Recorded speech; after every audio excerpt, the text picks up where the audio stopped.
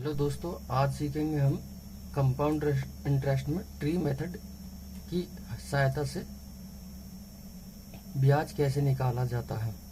तो tree method के help से पहले साल का ब्याज, कितने साल का भी ब्याज निकाल सकते हैं। 1 साल का ब्याज, 2 साल का ब्याज, 3 साल का ब्याज निकाल सकते हैं और मोर देन कितने साल का भी ब्याज निकाल सकते हैं। रेशियो मेथड इनिशियल से फाइनल के बारे में बात करता है, लेकिन ट्री मेथड के द्वारा सारे ईयर का ब्याज पर्टिकुलरली दिखाई देता है। तो सबसे पहले हम 2 ईयर के बारे में बात करेंगे। प्रिंसिपल मैंने मान लिया 10,000, प्रिंसिपल मान लिया मैंने 10,000 रुपये। रेट मैंने मान ली 10% पर एनम, 10% पर एनम, और टाइम मान लिया मैंने 2 साल के लिए। तो पहले साल ब्याज निकालेंगे और दूसरे साल ब्याज निकालेंगे। तो जो पहले साल का ब्याज होगा साधारण ब्याज वही होगा, क्योंकि पहले साल के ब्याज साधारण ब्याज और चक्रवृद्धि ब्याज हमेशा बराबर होता है। तो पहले साल के ब्याज निकालेंगे तो कितना आएगा, 10% की रेट से 10,000 पर कितना आएगा, 1,000 रुपये आ जाएगा। कितने रुपए, 1,000 रुपये। तो पहले साल का ब्याज साधारण ब्याज कितना आया, 1,000 रुपये आया, और चक्रवृद्धि ब्याज कितना आया, चक्रवृद्धि ब्याज भी 1,000 रुपये आया। अब दूसरे साल का ब्याज निकालेंगे तो दूसरे साल का रेट दे रखी है 10%, तो 10,000 का 10% निकालेंगे तो कितना आ जाएगा, 1,000 रुपये आ जाएगा। लेकिन we are now talking about the compound interest. तो कंपाउंड इंटरेस्ट ये कहता है प्रिंसिपल पर तो ब्याज लगेगा ही लगेगा, लेकिन ब्याज पर भी ब्याज लगेगा। अब इस पर लगा देंगे 10%, तो इस पर 10% लगा देंगे तो कितना आ जाएगा, 10% लगाएंगे तो 100 रुपये आ जाएगा। तो पहले साल का साधारण ब्याज और चक्रवृद्धि ब्याज कितना आया, 1,000 रुपये आया। दूसरे साल का चक्रवृद्धि ब्याज कितना आया, ये दूसरे साल का चक्रवृद्धि ब्याज है 1,000 प्लस 100, ये दूसरे साल का चक्रवृद्धि ब्याज है।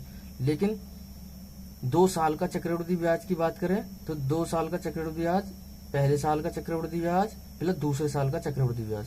तो 2 साल का चक्रवृद्धि ब्याज कितना हो जाएगा, पहले साल का चक्रवृद्धि ब्याज प्लस दूसरे साल का चक्रवृद्धि ब्याज। तो पहले साल का चक्रवृद्धि ब्याज कितना आया है, 1,000 रुपये, प्लस दूसरे साल का चक्रवृद्धि ब्याज कितना आया है, 1,000 प्लस 100। तो 1,000 और 1,000, 2,000, 2,000 और 100 कितने हो गए, 2,100 रुपये हो गए। तो 2 साल का चक्रवृद्धि ब्याज कितना आया है, 2,100 रुपये। तो ये सारा 2 साल का चक्रवृद्धि ब्याज है। ये 1,000 और 1,000 ये क्या कहलाता है, ये 2 साल का साधारण ब्याज कहलाता है।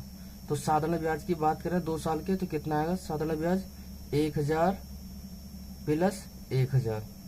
तो 2 साल का साधारण ब्याज कितना आ जाएगा, 2,000 रुपये आ जाएगा। ये क्या है, ये है 2 साल का साधारण ब्याज और चक्रवृद्धि ब्याज का अंतर।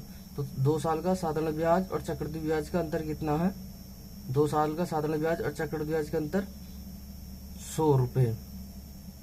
यहाँ से भी निकाल सकते हैं, यहाँ से भी निकाल सकते हैं। 2 साल का चक्रवृद्धि ब्याज कितना आया है, 2,100 रुपये।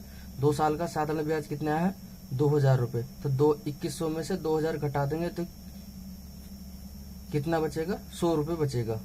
तो ट्री मेथड की हेल्प से हम पर्टिकुलर ईयर का ब्याज निकाल सकते हैं। लेकिन अगर हम रेशियो मेथड से निकालें तो वो रेशियो मेथड हमेशा इनिशियल की जानकारी देता है और फाइनल वैल्यू की जानकारी देता है। तो ट्री मेथड क्या है, तो ट्री मेथड में फर्स्ट ईयर का ब्याज कितना, 1,000 रुपये। ये दूसरे साल का ब्याज है, ये 2 साल का चक्रवृद्धि ब्याज है, ये 2 साल के साधारण ब्याज और चक्रवृद्धि ब्याज का ब्याज है। तो गोल्डन रेशियो कितना आएगा, 2 साल का। तो 2 साल का गोल्डन रेशियो कितना आ जाएगा, तो 2 साल का गोल्डन रेशियो आ जाएगा 2:1। आगे प्रिंसिपल मैंने P मान लिया, रेट मैंने R% मान ली, टी मैंने 2 साल लिया। तो पहले साल कितना आएगा चक्रवृद्धि ब्याज, प्रिंसिपल का R%। तो प्रिंसिपल का R% कितना आ जाएगा, प्रिंसिपल का R% आ जाएगा। दूसरे साल का चक्रवृद्धि ब्याज कितना आएगा, दूसरे साल का चक्रवृद्धि ब्याज कितना आएगा, प्रिंसिपल गुणा में कितना, R%। अब दूसरे साल का चक्रवृद्धि ब्याज निकाल रहे हैं तो ब्याज पर भी ब्याज लगेगा। तो दूसरे साल का चक्रवृद्धि ब्याज कितना लगाएंगे, R%। तो इसका R% निकालेंगे तो कितना जाएगा, प्रिंसिपल का R% का भी कितना, R%। तो मैंने अभी क्या बताया था, ये जो कहलाता है ये कहलाता है 2 साल का चक्रवृद्धि ब्याज और साधारण ब्याज का अंतर। तो 2 साल का चक्रवृद्धि ब्याज साधारण ब्याज का अंतर कितना है, 2 साल का चक्रवृद्धि ब्याज और साधारण ब्याज का अंतर कितना है, P मल्टीप्लाई में R% की घात कितने, 2। तो 2 साल का चक्रवृद्धि ब्याज और साधारण ब्याज को अगर मैं थोड़ी देर के लिए D मान लेता हूँ तो कितना जाएगा, P मल्टीप्लाई में R% की होल घात कितने, 2। तो P इधर मल्टीप्लाई में इधर जाएगा तो डिवाइड में हो जाएगा। तो D अपॉन में कितना, P बराबर में R% की होल घात कितनी, 2। तो अगर मुझे R का मान निकालना है तो इधर वर्ग है, इधर क्या चला जाएगा, अंडर रूट चला जाएगा।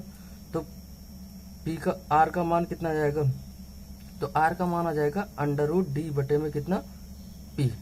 तो जब भी 2 साल का साधारण ब्याज और चक्रवृद्धि ब्याज का अंतर दे दिया जाए और प्रिंसिपल दे दिया जाए और तुमसे रेट % पूछा जाए तो फॉर्मूला लगा देंगे अंडर रूट D बटे में कितना, P।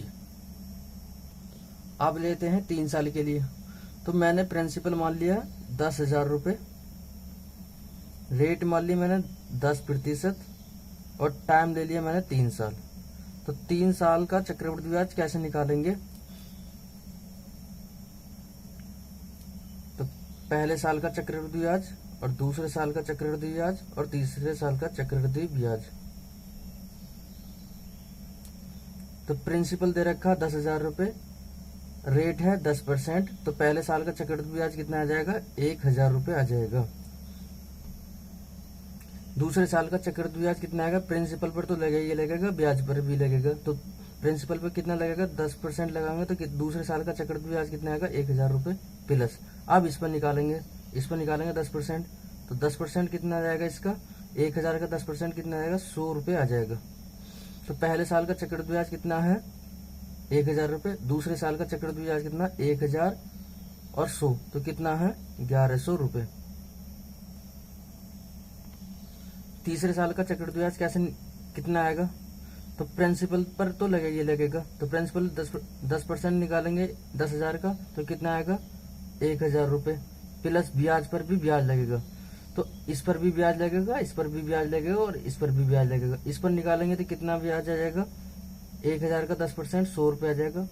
इसका ब्याज इस पर निकालेंगे 10% तो कितना आ जाएगा, 100 रुपये आ जाएगा प्लस। अब इस पर निकालेंगे 10% तो कितना आ जाएगा, 10 रुपये आ जाएगा। 100 का 10% निकालेंगे तो 10 रुपये आ जाएगा। तो कितना आ जाएगा, तीसरे साल का ब्याज कितना आएगा, 100, 1,000, 100, 1,100 और 100, 1,200। 1,200 में 10 ऐड कर देंगे तो कितना आएगा, 1,210 रुपये आ जाएगा। ये जो दे रखा है ये 3 साल का साधारण ब्याज है ये।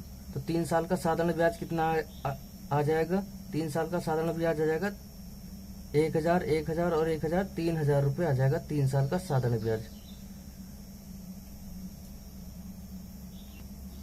ये क्या कहलाता है, ये कहलाता है सारा, ये यहाँ से लेके यहाँ तक ये 3 साल का चक्रवृद्धि ब्याज कहलाता है। ये दूसरे साल का है, ये तीसरे साल का है, ये 3 साल का चक्रवृद्धि ब्याज है। तो 3 साल का चक्रवृद्धि ब्याज कितना आ जाएगा, 3 साल का चक्रवृद्धि ब्याज 3,000 और 300 और 10, तो 3,310 रुपये 3 साल का चक्रवृद्धि ब्याज आ जाएगा।